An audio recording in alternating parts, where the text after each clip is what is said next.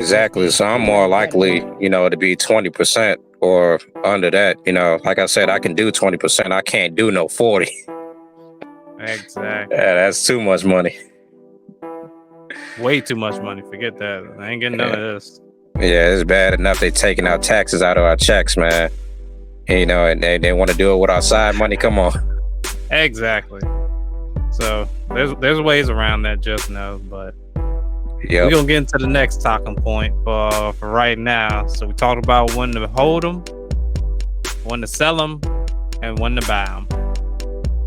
So now what we gotta talk about is indicators.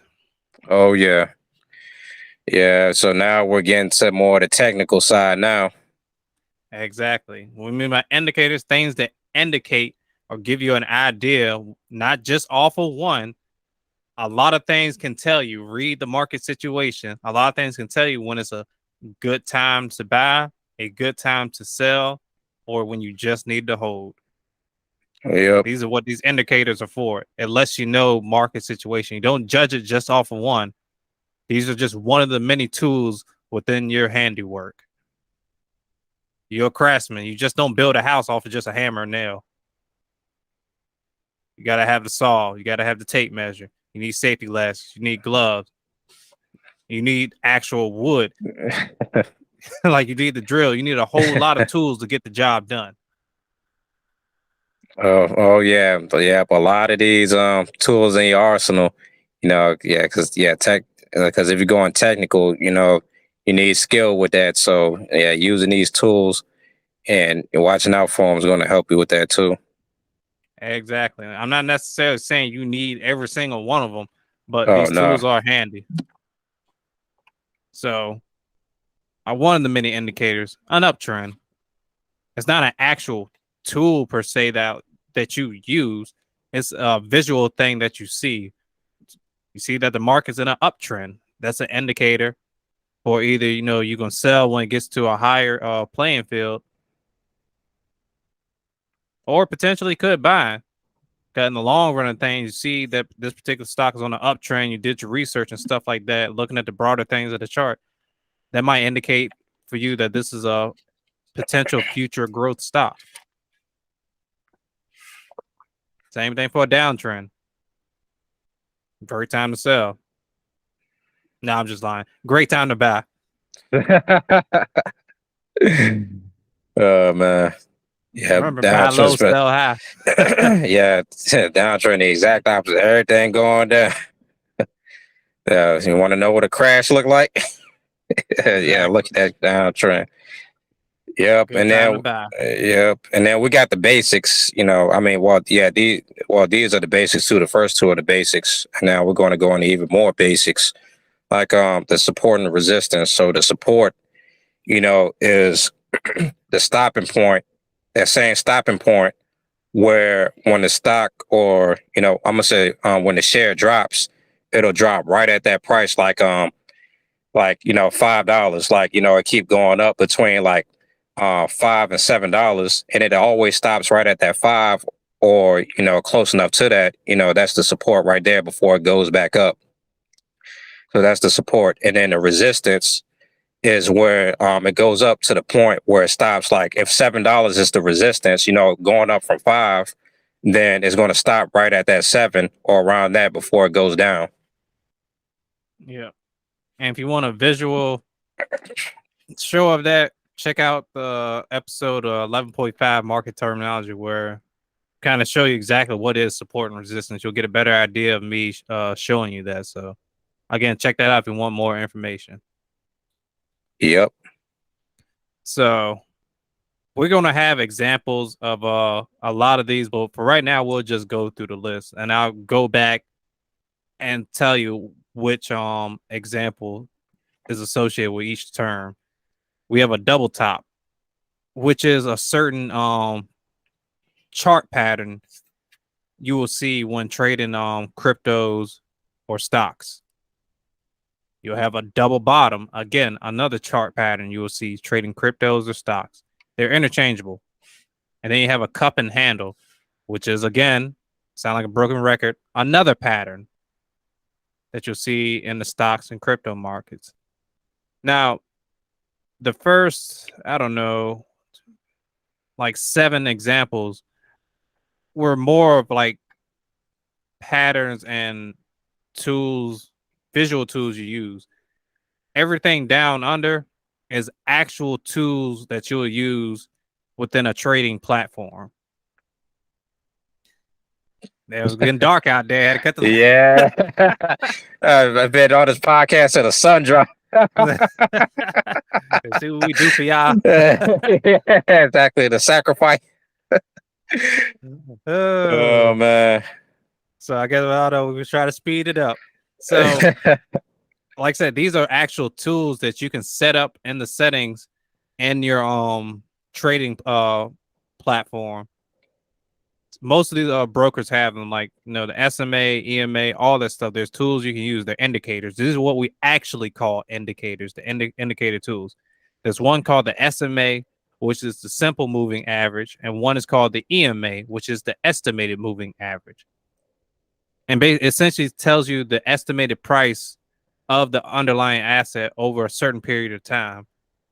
Like if it's like the 200 EMA, it's the 200-day estimated moving average. It tells you the estimated price of the underlying stock over 200 days, potentially what it should be within the system. Same thing for the SMA, the simple moving average. And then you have, of course, volume. I went over exactly what volume is. It's the amount of shares being traded within a certain session. Check out my volume, I think, demonstration where I talk about that.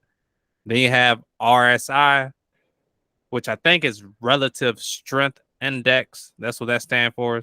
MACD, I forgot it. Sorry, not sorry. Now the candlestick pattern is not an indicator tool like the RSI or MACD.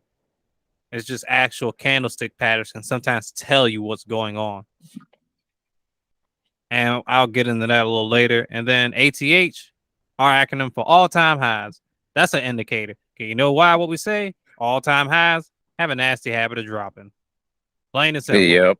So that can be an indicator. You know it's at the all-time high. Oh, that indicates potentially there could be a drop. So I better not. Yeah, exactly. Buy low, sell high. Exactly. All-time highs up there, sell. So. Yeah, if you got to go back to the basics, ain't nothing wrong with it. All-time highs, part of the basics right there. Basics is a tool. So, hey, let's start getting to these actual examples. So I'm gonna start clicking through them. Oh yeah. So, for example 1,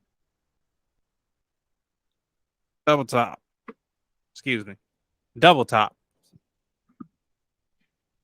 As you see, the circle says first peak. That's the first top. And then you'll see the price of the stock drop down. It hits that little area and then goes back up. You see how that second peak matches the first peak? That's what's called a double top. It usually indicates a downtrend coming, that the price of the stock is going to drop. It's not always 100%, but a lot of times it will drop when you see a double peak. Again, not 100%. I don't see that, it's going to drop. Let me place trades because, again, we got to use many tools and many indicators in different market contexts to see what's going on. And potentially, it's just telling potentially it could be a drop. Yeah, and this is one of the common patterns, being used. Also, the double top. And this is one of the chart patterns. So let's go into the next example, I think, which was a double bottom, which was the opposite. Oh, no, actually, it wasn't. That'll be next. There we go. Yeah. This is the double bottom. I look like, what is this? Did I pick the wrong picture? Oh, I gotta start over. Yeah, it's mixed up. It's all good. Now, this is a double bottom. Remember how the double top looked like it had 2 points, and in the middle it bottomed to make a little triangle. The double bottom is the complete opposite. It's just the double top flipped over. And so since it's flipped over, when you see a double bottom where you see a point, it goes up, come back down, makes another point. It's two bottoms. That indicates a breakout, that potentially there's an uptrend going. Yep. That the price of the crypto or stock could go up. That's what a double bottom is. So the other picture I had was a cup and handle that I accidentally, messed up in the ordering of the slides. But oh well. I feel like, yeah, So, DJ Belly, mix it back. had to bring it back. Had to bring it back. I don't even know what I got in my bag. Oh man. So when you're looking at the picture, if you follow the lines, it does kind of look like a cup. This is what we call a cup and handle. Kind of makes it maybe look like a little teacup. It usually indicates a breakout in a upward, in an uptrend. If you look right here at the top, the price of the stock just dropped down, and then it goes up like that. It looks like it makes a cup. Then there's a slight drop that makes the handle, and then it goes back up.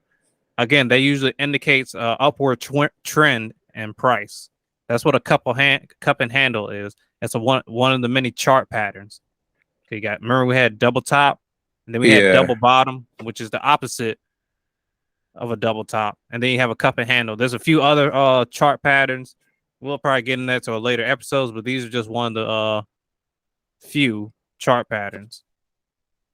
Gotcha. And then keep in mind too, like you see the candlesticks in this, but you can look at a different chart, like a line chart, and then it'll show the same pattern. Yeah, it just depends on how you want to look at it.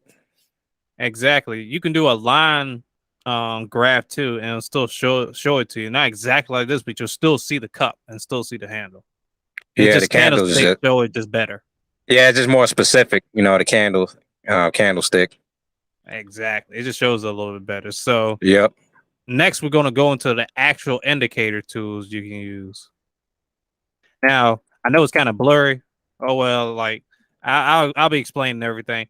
This is your MACD indicator. Like when you pull it up on an actual stock chart, this is what the MACD indicator will look like. You'll have your little histograms right here, which is these grayed out bars, but these red and blue lines are your actual MACD. Now, remember one of the terms I used was an EMA. The MACD, the two lines consist of an EMA, an estimated moving average. One is going to be a 9-period EMA, and the other one's going to be, you can change the settings too of which one you want. Some people don't like 12, 25, and then the red line be a 9 EMA. Some completely change the numbers. One might be a 21, one might be a 30, whatever.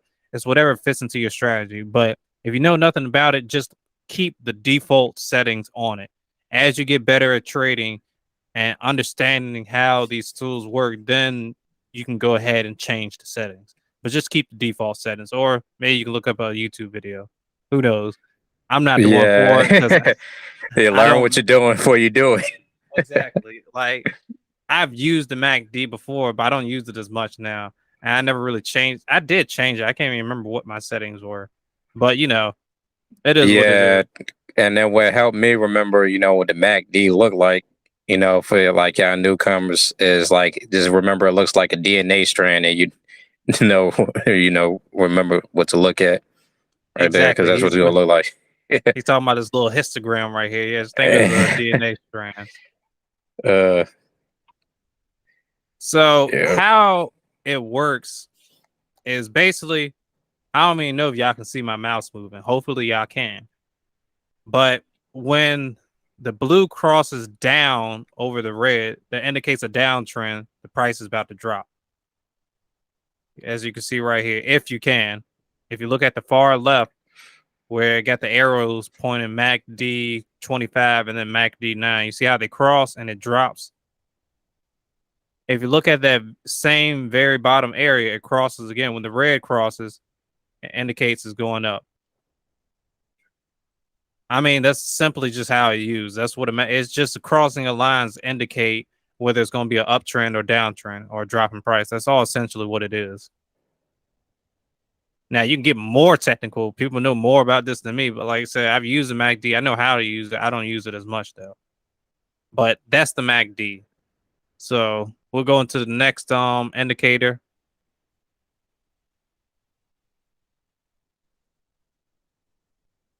Which I think this one was the RSI. Yeah, yeah, they can see the RSI at the very bottom, and then the middle is that the MACD you just showed them, and then above that is the regular price chart.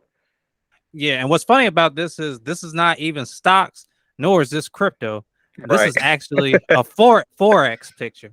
So this goes to show you all this is interchangeable with all the markets. They all use the same tool and different stuff. It's still price action. This is off of forex. If you read here, it says euro/US dollar. This is the euro against the dollar, the price of euro against the price of the dollar, the worth of it. So again, this is forex. I'm not too much in the know-how of forex. I know essentially how it works. Do I care for it? I'll potentially get into it in the future, but that's not my main focus right now. I just want to focus on stocks and then cryptos. Yeah, But same for me. I ain't focused on forex yet either. exactly. So you can see here's the MACD right here, different colors. Yeah, you can change it and all that stuff, whatever. What we're focusing on is the bottom part. The RSI is the relative strength index. Now, what the RSI indicator tells you, if you're looking right here, you see how it peaks above the line. That indicates that it's overbought. That whatever the underlying asset is, it is overbought. So when it's overbought, too much of it is being bought, expect a drop in price. Okay, you'll see the line fall down right here. And usually the price of the stock is supposed to follow. Now, it doesn't tell you if it's going to be a severe drop or a very small drop that's insignificant. It just tells you potentially there's a drop. It doesn't tell you how big it's going to be or how long it will last.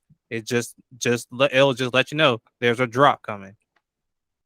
Now, when you look at the bottom of it right here, how it peaks through the bottom line, that means it's oversold. That means potentially the price could shoot up. Now, I know what some of y'all are thinking around over here. I'll explain that in a second. So, there's another indicator. I didn't put it up there because I don't think y'all need to learn this at the moment. It's called the stochastic. Usually, you have all three up when you trade off the MAC using the MACD indicator, the RSI, and the stochastic.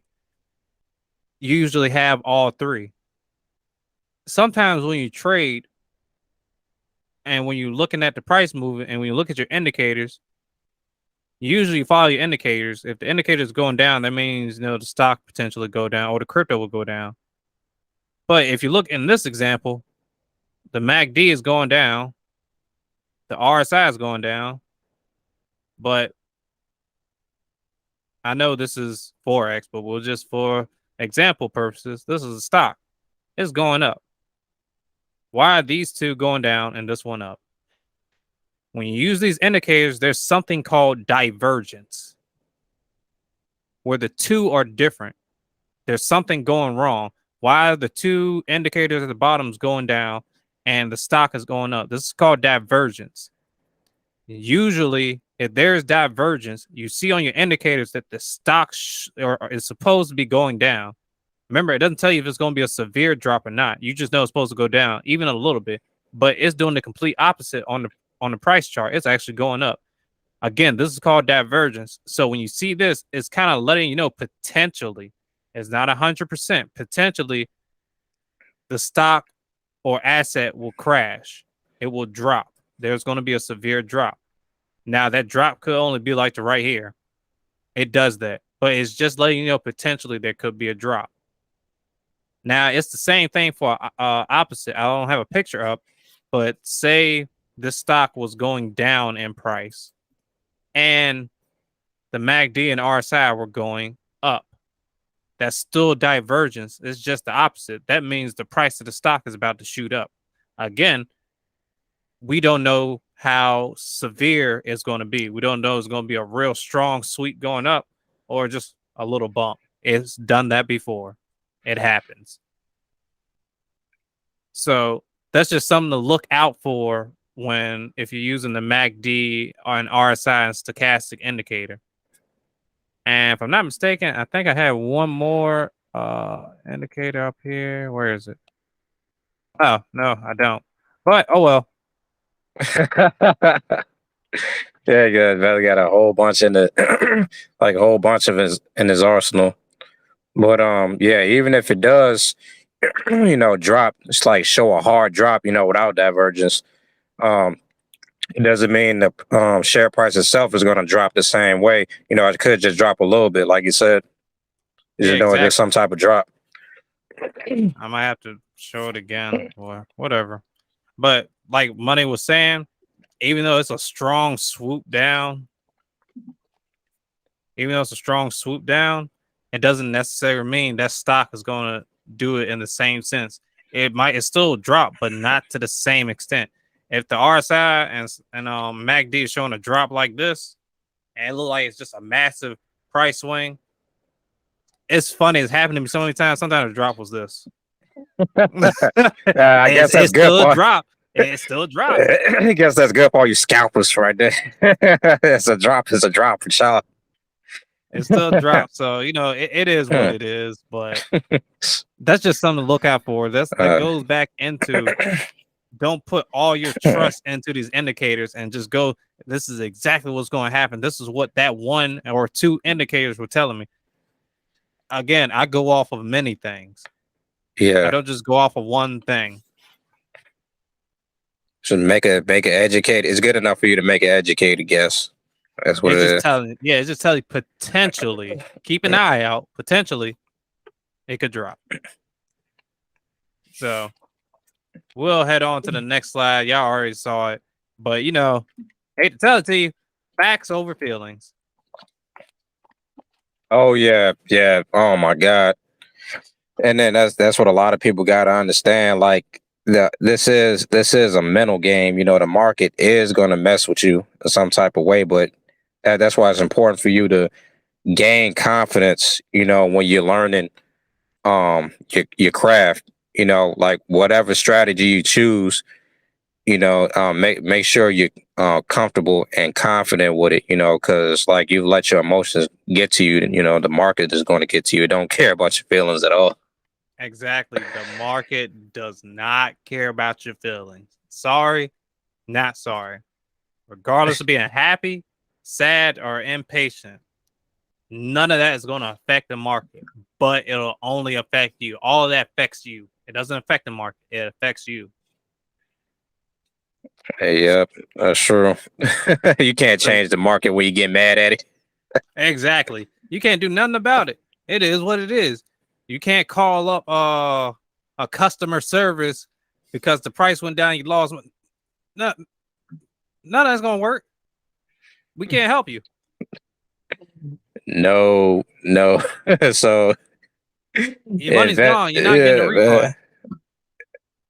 Yeah, you're just gonna have to build back up, man. You gotta humble yourself. Calm down and build back up. Because the market's gonna keep doing what it's gonna do regardless. Yeah, regardless of what you do, the market gonna keep moving. Yeah. So you're gonna have to learn how to control your emotions. You cannot be emotional in this game. It will only affect you if you're emotional. It will do nothing to the market. So you can't do nothing to the market, but you can do something to yourself. Control yourself. Exactly. And the more you get into the market, the more you're gonna witness, for you newcomers, the more you're gonna witness like how you feel, affects how it's gonna work out for you, but also like other people around you. Because I've seen people, just not know what they're doing or get frustrated because it's not doing what they want them to do. Then they sell, then it goes up, and then they try, then they end up buying back, before it reaches its all-time high at that. So that's how the market can mess with you. Like you let your emotions get control of you. The market's gonna, the market's gonna control you. And yeah, no, you just gotta be aware of that, because like the market knows. Well, you gotta reach these three things. Like what matters to the market is like when you buy, or when to hold, or when to sell. If you can like manage to make all three of those, or manage to make one of those happen, at the right time, then you'll be good. It's not gonna be 100%, but that's where you want to get to, because that's what matters in the market. The right time to buy, the right time to sell, the right time to hold, not your emotions. Exactly. Your emotions always have to be in control. Sometimes, if you can feel it welling up, step to the side. I've done that so many times day trading. Sometimes I didn't even get emotional. I was afraid I would. So I was just stop trading. I go and go about my day. Okay, I'll go play the game, go hang out with friends, go get something to eat, go watch TV, something, or go to sleep. Don't care. I'll trade another day. I will not let my emotions control me. Have they done it before? Well, have I done it before? Yes. I'm not perfect. Yeah, Every blue moon it might happen. I'll get into my emotions, but I gotta hold myself accountable, stop and think, see what I'm doing, and put the brakes on everything. I don't want to. You don't make emotional decisions in this game. You make yeah, knowledgeable decisions. That's why I have invest and trade only with your knowledge and edge. You don't trade emotionally. You do not make emotional decisions.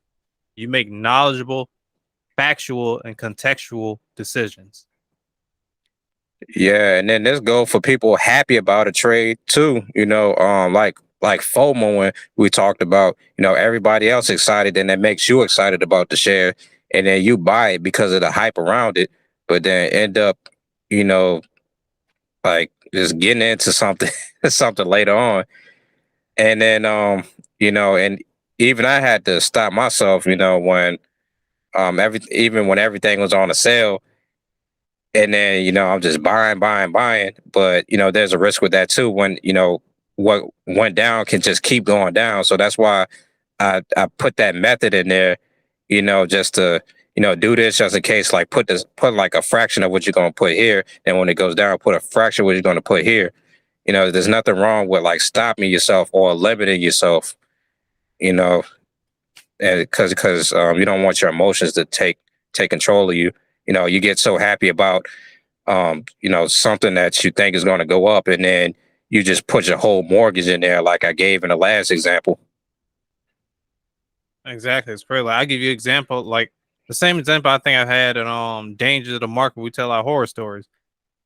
Like example, let's talk about the bullet point. When it says if you can't control your emotions, the market will control you. Example, when Money was talking about being happy about a trade or a stock going up, I was happy about a trade because I made like 2 or 3 successful trades in a row. I was just making money back to back to back. Actually, it was like 4. I was placing trades because of how previous trades went. And that was mistake number 1. And because of that, I'm expecting the next trade to go right without doing any research or setting anything up. That was mistake 2. And then the trade failed. I got emotional. No, I got to make my money back. Mistake number 3. 3 hits, bro. Yeah. And I lost money. And you know what I did? No, I got to make back the money I just lost a second time. Maybe I can fix it. Maybe I can get my money back. Went trading again, lost it. If you don't control your emotions, the market and your emotions will control you. And that's what exactly happened to me. And in a story I tell, that's how I lost like around $4,000 by doing the Yeah. exact thing, getting emotional. Yep, getting greedy. Like, yeah, and then I lost, thousands of dollars too. I lost about 3 grand, buying buying at an all time high. Being so excited about that price movement right there.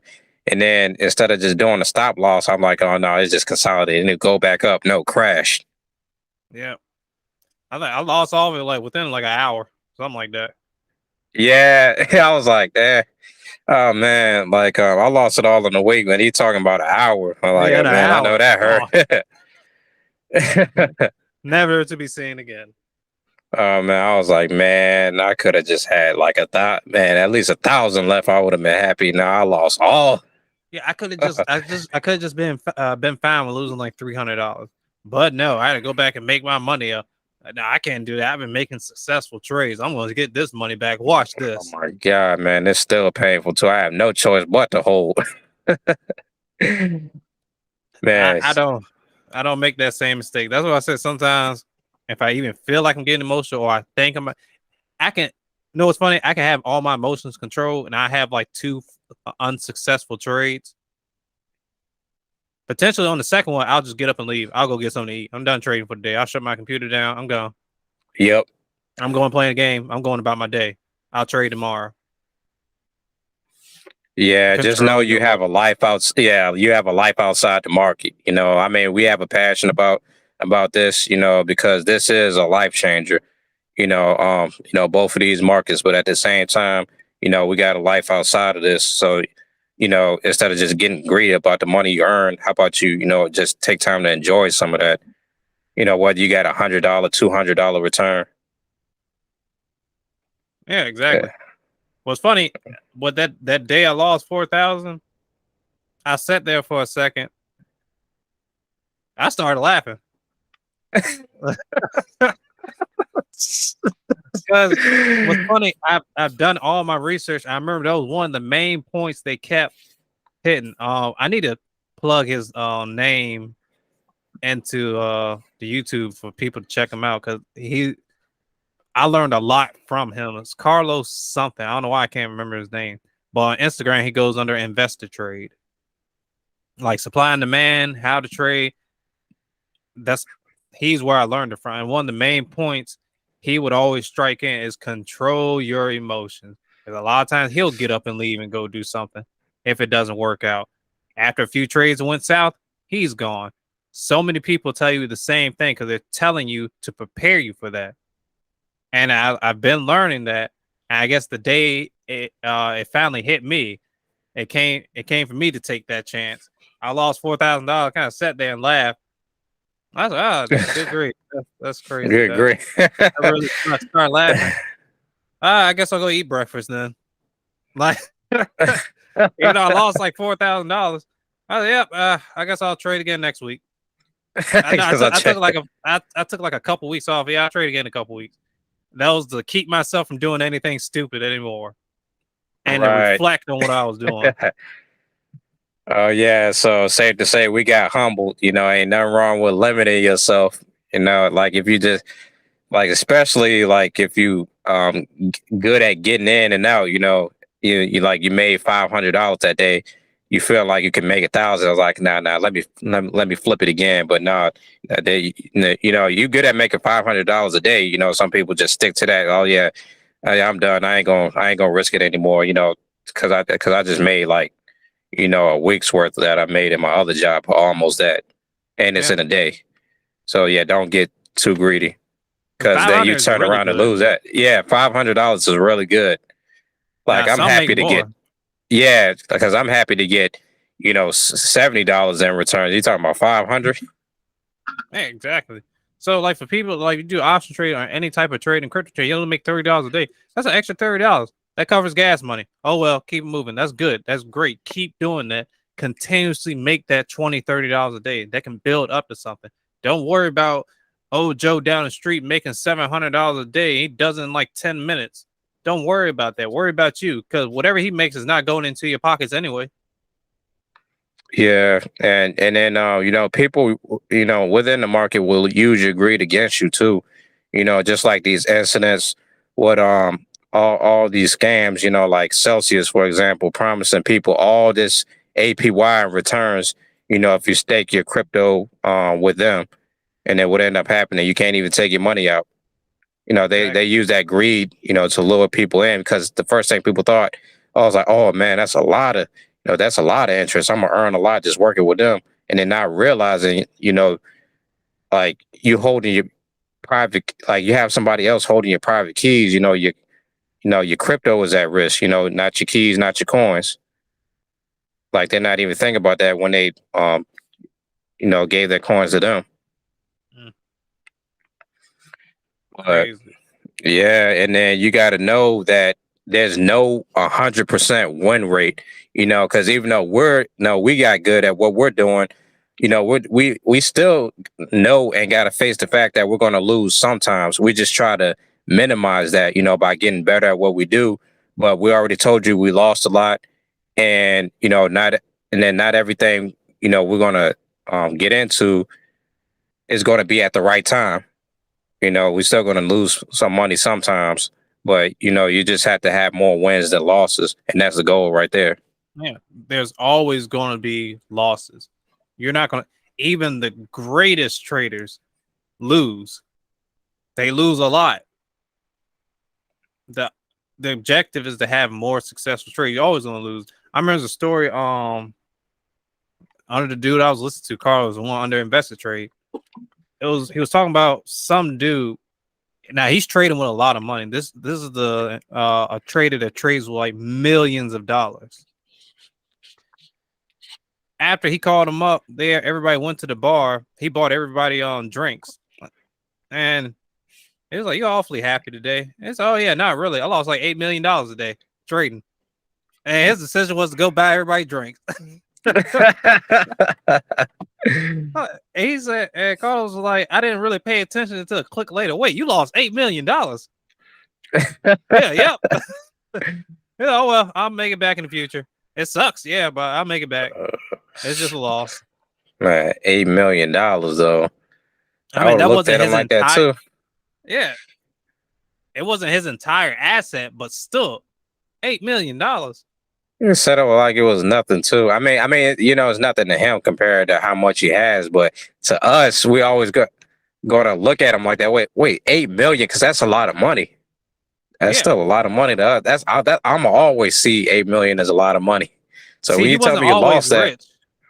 He knew what 8 million was. He wasn't always rich. He said, "Yeah, that was a lot of money, but you can't let it affect you, man. Because if I stay stuck on that, I will never trade the same way. I'll be scared to put up money again. This is how I made that. Such a amount of money was trading like I am, not because I'm fretting over I lost $8 million. If that was the case, he would have stopped been trading years ago. yeah. So yeah, control your emotions. But hopefully, I get to that point. $8 million ain't gonna be nothing. Exactly. Be nothing. But still, I'm saying Oh, $8 million. I have to take a $8 back million seat dollars. for a while. Oh man, yeah. I know you definitely gonna need a smoke. I'm gonna need a drink. Yeah, I'm gonna need a smoke after that. Hold up. I just lost $8 million. I lost 8 million. Out of shock. I was like, I'm still trying to process the. Yeah, I'm still Sit, trying to process this. yeah, sitting in the front room, not even turning the TV on. Nothing. It'd be like Silk Sonic smoking out the window. Yeah. I was like, "How was your day?" Oh, it's just a day of losing 8 million. Okay.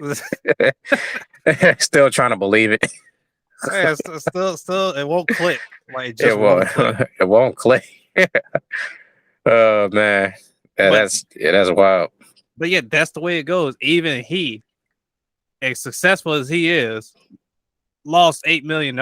He said it wasn't my entire asset, but I still took a hit because that was $8 million.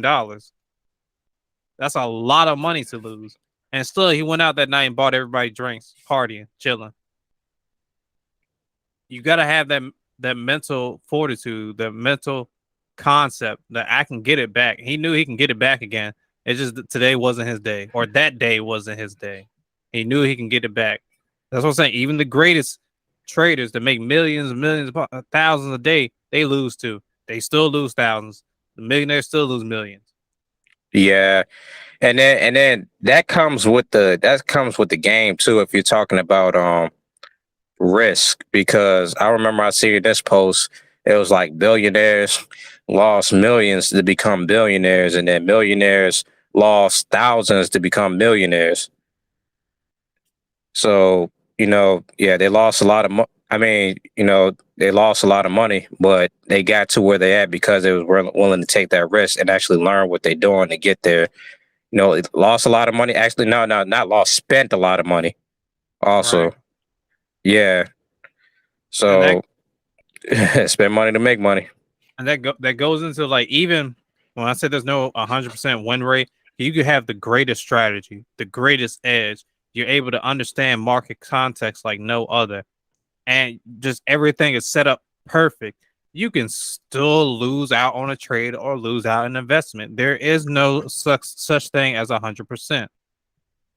Not even There's no such thing. I forgot the talking point above it was market context. Like, even then, when there's no 100% win rate, the market tells you a story. You got to Yeah, listen to it and understand it.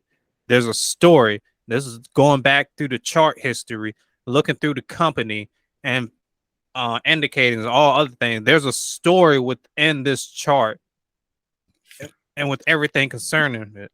You're the one that has to decipher and listen to this story and figure out what it's trying to tell you. That's your job. It's not our job. Everybody's strategy is different. Everybody's way is different. It's your job to figure it out and understand it. And this is how you trade. That's just the way it is. And eventually we're going to close it up. So we're going to get to one last slide kind of close everything out. And that is, do what's best for you. yeah. Perfect transition right there. Do what's best for you. Get to the point where you can tell your own story, and then that comes with the experience, and then a lot that you're going to learn when you're investing or trading, whatever you decide to do, and then you'll find your niche. Like Veli had to go through all these technical patterns to find like what was simple for him and what he was comfortable with. And then he's doing what he think is best. And then there's also a king in every category. And we said this before, like in the earlier episodes, but when we talking about like there's a king in every category, like regardless whether you're looking at scalping or day trading or swing trading or position trading, or people that or the actual investor, which is like more buying and holding and earning dividends.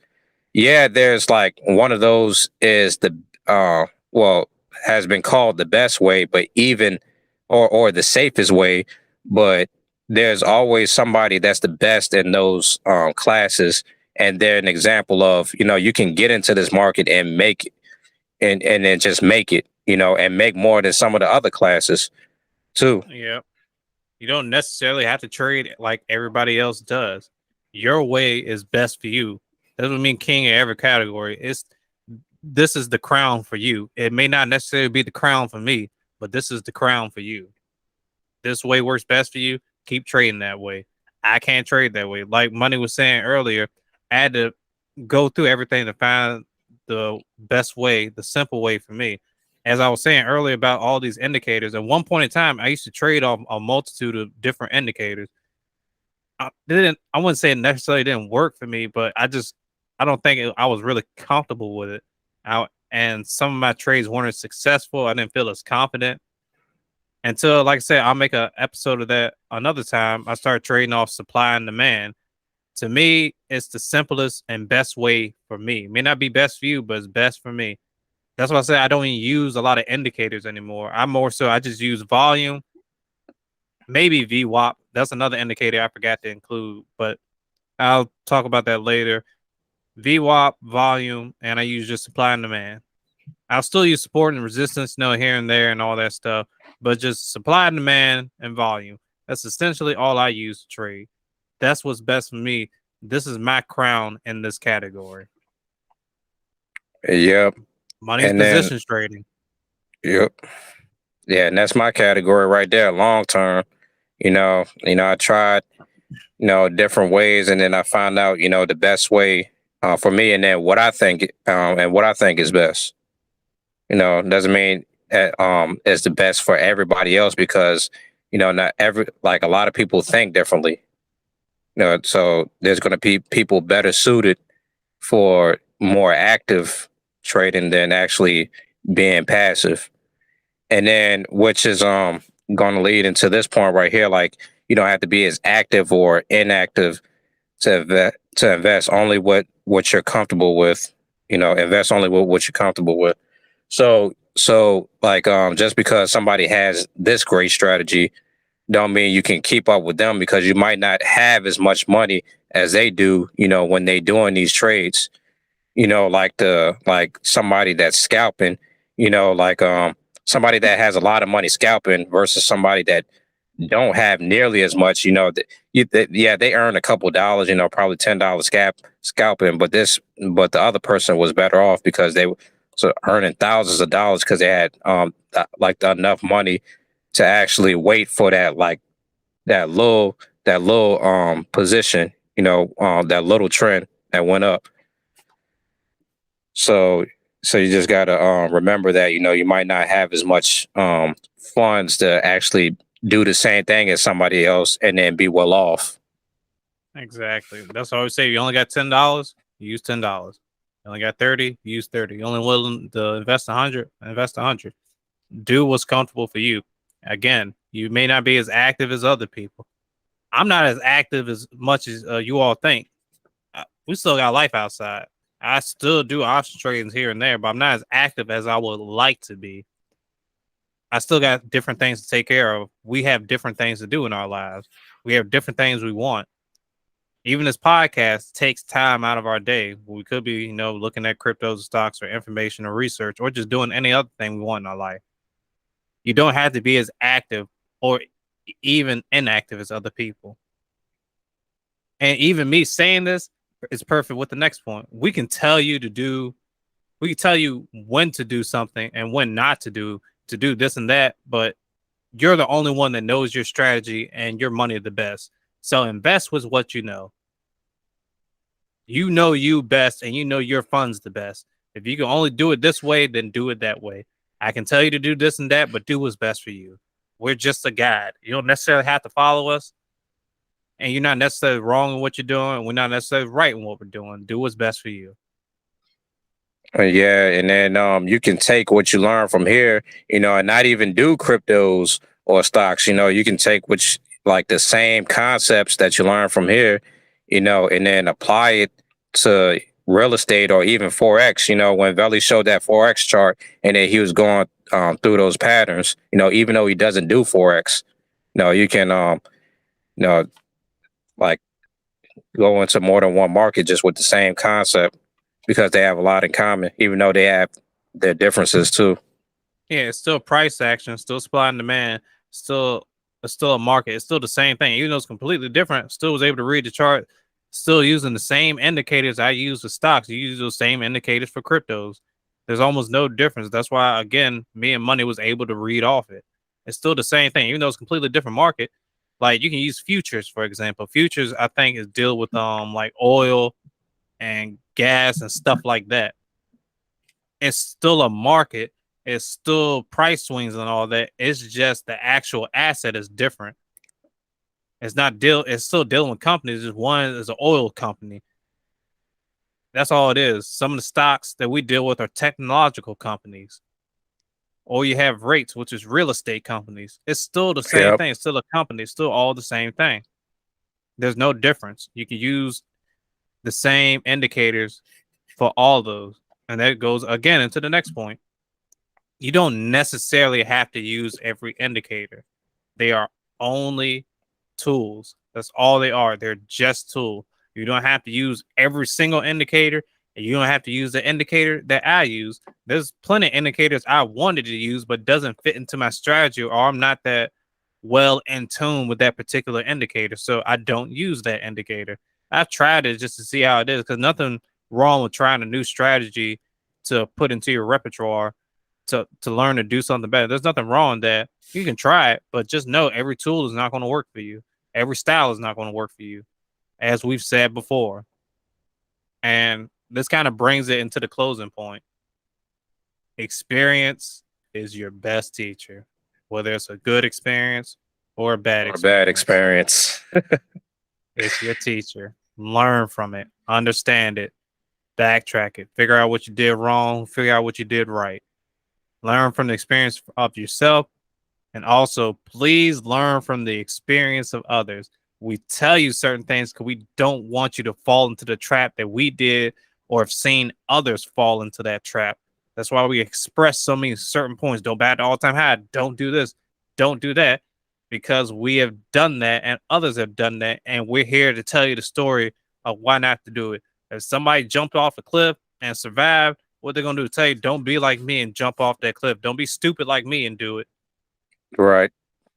That's what we're basically telling you right there. And then, in our good experience or, even our bad experience, we use either way, we use that to make us better. We didn't give up doing what we wanted to do in this market.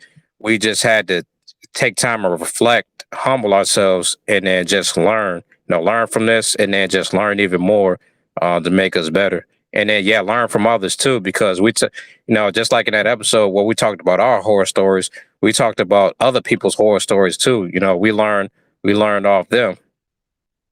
And then if you don't learn from anybody, outside of this podcast, then at least look at these videos and learn from us, at least. Exactly. At least that. We're giving you tips. You don't have to do exactly as we did in the past or what we're planning to do in the future. At least take a little bit of our advice to not do certain things, like don't buy the all-time high, buy low, sell high. We understand nothing else about what we talked in any of these videos or even this session. Don't buy the all-time high, buy low, sell high. Keep your emotions in check. They're gonna get you, and the market doesn't care about your emotions. Yep, saying too much of it. So it happens. It happens. Yeah, that basically kind of sums up this presentation. Buy low, sell high. When the hold with the photo. Every indicator doesn't work for everybody. Do you have tools? Stick to the basics if you have to. And I mean, sure, you can still get by sticking to the basics too. It just depends on the person. Exactly. It just depends on you. So that's why we ended like this. Do what's best for you. Again, do what's best for you. Experience as a teacher. Control your emotions. Learn the market. Learn yourself. Sometimes it doesn't hurt to take a back seat on things. And know there's a risk in everything you do. Yeah, but experience is your teacher. And then, but you still got to determine the path that you go on, whether it's good or bad. Yep, or even it's an unknown path that's never been traveled before.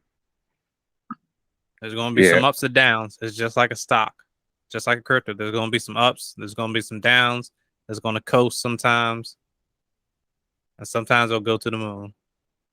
Yeah, and then if you stay consistent and stay doing the right things, especially, what we've been saying, you'll be all right. But you can determine that, though. Only you can. Exactly. That's why we said do what's best for you. Do what's best for you. Again, this is financial advice. This is for entertainment purposes only. We just like talking about money. Ain't that right, money?